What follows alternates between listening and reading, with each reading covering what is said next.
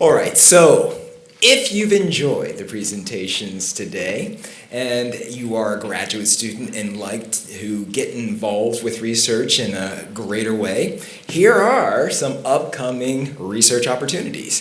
Think of this as an advertisement from the grad dean. I'm pleased to announce that we've got not one, but two summer research fellowship competitions for summer 2025. We will separate the competitions for our master's students and our doctoral students. The deadlines for both competitions will be February 1st, and you can find lots of details about those competitions on our website. In essence, any graduate student in the College of Liberal Arts and Sciences may apply for a summer stipend to support their scholarly efforts so that they can stay in the labs and the libraries, close to their research, and not have to DoorDash. So please do check out those details and get involved. In addition to their summer research fellowship competition that we have in the College of Liberal Arts and Sciences, we have a university-wide 3MT competition. The university 3MT competition will be held not in this space, but right next door in the Topper Theater on February 21st, 2025. And some of the fine presentations that you saw today will likely be included. So I encourage you to come out, support your fellow students during that competition. One thing that I will say is over the course of this afternoon, I learned a whole lot. How about you? Yeah. So you definitely want to come out to the university-wide competition because then you can also hear from the engineers, from the nurses, from the folks in the law school, and even folks in VSB. So do come on out and enjoy those presentations. And then finally, I'm pleased to encourage folks to participate in our graduate student interdisciplinary journal concept. You can participate as an author. Many of the projects that I heard today, you probably could just send right on in and get publication consideration. But if you're not an author, you can serve as an editor or a peer reviewer. We need folks in all of those capacities. And let me tell you what a thrill it is to see your work come out in print. What a thrill it is to participate in seeing good work come out. So I encourage you to get involved. And I see the good Dr. John Kurtz here, who can tell you more about it during our reception. So, I owe a bunch of debts of gratitude. First and foremost, I want to thank my tremendous office staff, specifically Brooke Erdman. Where's Brooke?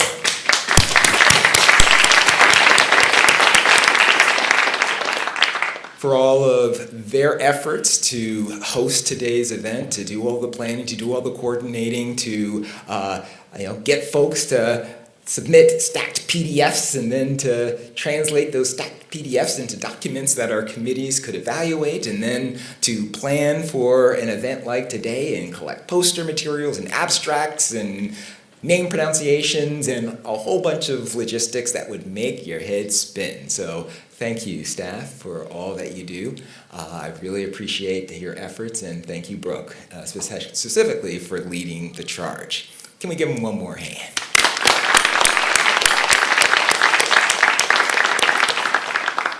Now, in terms of the selection of our recipients of summer research fellowships, we've got two committees. First, a doctoral selection committee that includes Dr. Lauren Showett, Dr. Delia Popa, and Dr. Brett Granger. They read all of the doctoral level submissions and evaluate them for funding. So could we thank our doctoral selection committee? Now, our master selection process is a little different given the volume. Each proposal that gets funded is read by 3 faculty members on the faculty committee. First, a faculty member from the department of the proposal, or a very closely affiliated one, then a faculty member from a related department, and then a faculty member from a completely unrelated discipline. And the purpose is, obviously, we want to make sure that our research is accessible, not just to people who speak our language, but folks outside of our fields. So by having the diversity of evaluation, we kind of ensure that our work is accessible to the broadest audiences possible.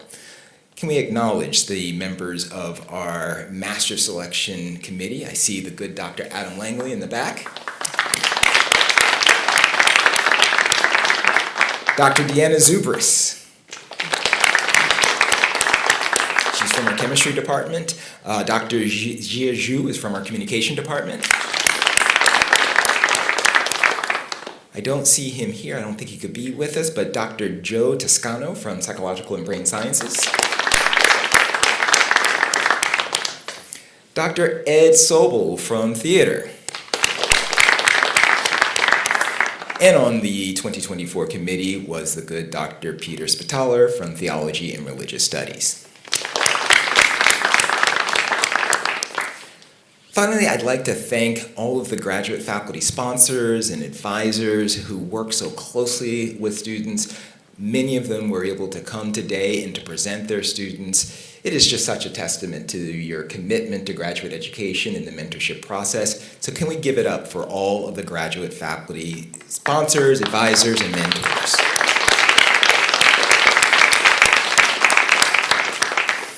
All right, so I think I've paid all of my debts of gratitude, and I'm keeping you away from the reception. So I'm going to flash the QR code. Again, everybody who's here is eligible to get not one, but 2 tickets to an upcoming Villanova men's basketball game. Actually, not just an upcoming, the specific one is against Creighton. And hopefully our fortunes will change, and you'll actually want to be there. They're premium seats right up front. So go ahead and scan that QR code, and after you do that, let's go outside and enjoy our reception and poster presentations.